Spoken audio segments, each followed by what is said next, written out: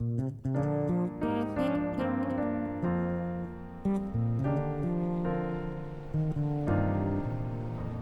get there from West Philadelphia, take Cobbs Creek Parkway all the way to Island Avenue in Southwest.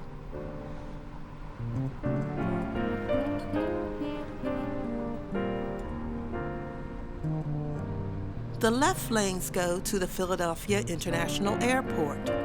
Stay to your right and turn right at Lindbergh Boulevard.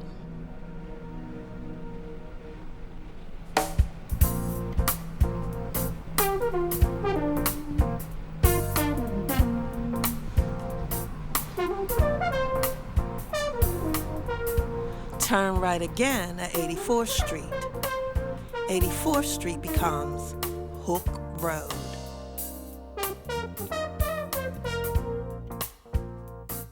Hook Road is an industrial highway that leads to and divides the southern end of Darby Township in Delaware County, Pennsylvania.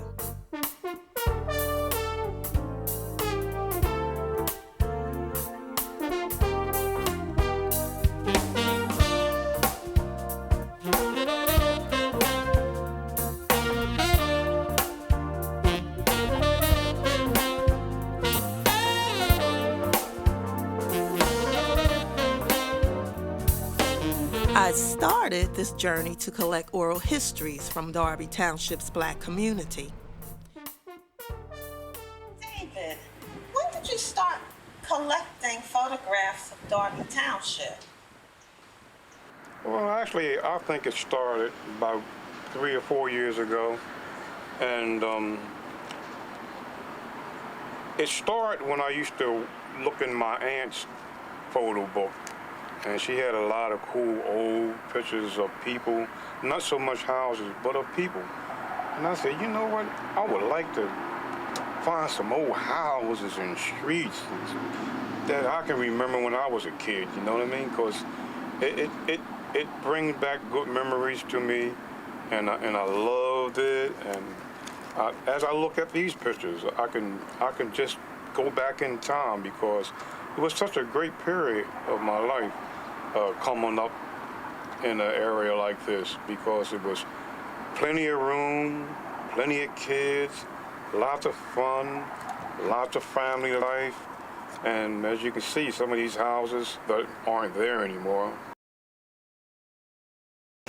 Well, why do you think it's important to document Darby Township the way it was?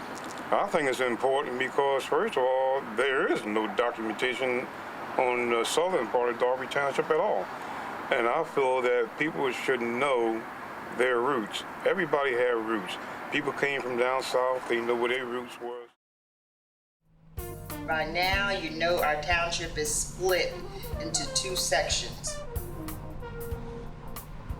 All of this land around here was Darby Township. Sharon Hill, Allcroft, it was just all Darby Township. Well, I used to say it's about 95% blacks in the first and second wards of the township. And the northern part of the township, which is separated by the southern part by a mile at least, it makes up the 3rd, 4th, and 5th wards, and it was 95% white. Mm-hmm. And so consequently, you have the division of the white and black communities.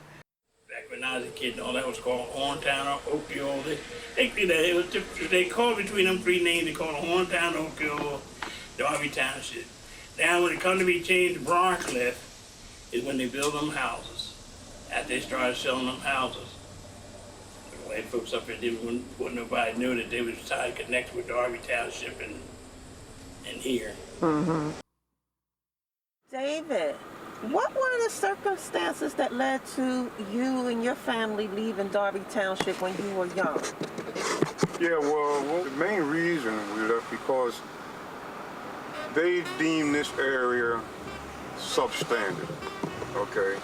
And so they wanted to build new homes and make the area what they called at that time livable.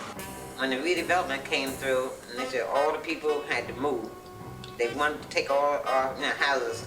My father didn't like that so hot, And most of the people didn't want to move. And then there was one man said he wasn't moving nowhere. They said, well, if he didn't move, they were going to get a bulldozer and just come right through the house, whether he's in there or not. And a lot of people didn't like it, but a lot of people didn't want to leave their homes. Even though some houses weren't that great, it was still their home. My grandfather didn't like the idea because he had a nice piece of land. He was very comfortable where we lived. How would they tell your dad and the other people in the community that they had to move? Like, what would they say and how? They sent a notice out to everybody, and then letting them know that they had to move. My father was telling my mother, well, we got to move. They would tell them that we're coming through and we will give you a fair price for your land because we will be building in this particular area. And it wasn't a smooth thing at all. The redevelopment just came in and said, we're just going to confiscate all this land and make it better. And instead of the township more or less taking steps to improve the area, like streets and so forth and so on, nothing was done to improve the area. So it was allowed to go down, and then they considered a blighted area, so they had to bring in redevelopment. There was a lot of substandard housing there and so forth. It would have been an improvement if they did what they said they were going to do, because upon the redevelopment coming in, it was supposed to have been replaced. Those old homes were supposed to have been replaced by new homes.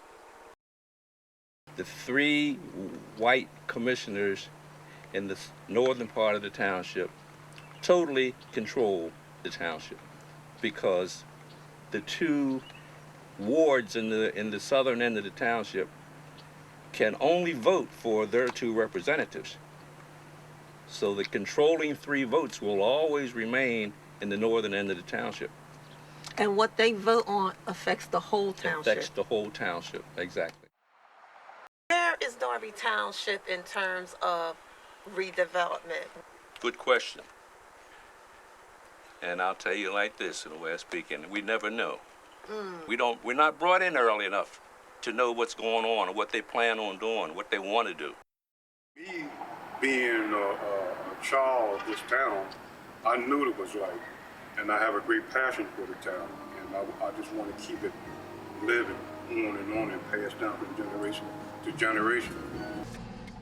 We shouldn't let any history be lost. Okay, younger generation, they have foggy idea what this town was all about. So therefore, they don't have the love for it like we did.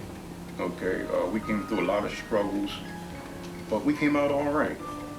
And it's good for the people to know that and to remember that and not let our history be lost. Because it was a great history. It was a great history.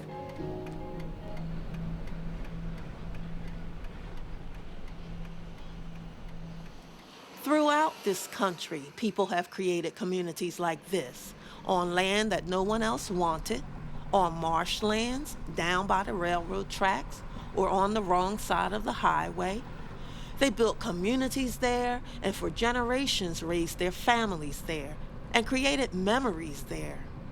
And all over the country, communities like this have been cut back, diminished, have even disappeared, all in the name of progress.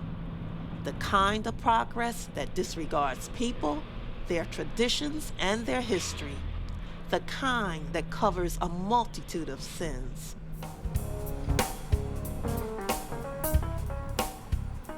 So it may be that there is nothing special about Darby Township, except that it's still here.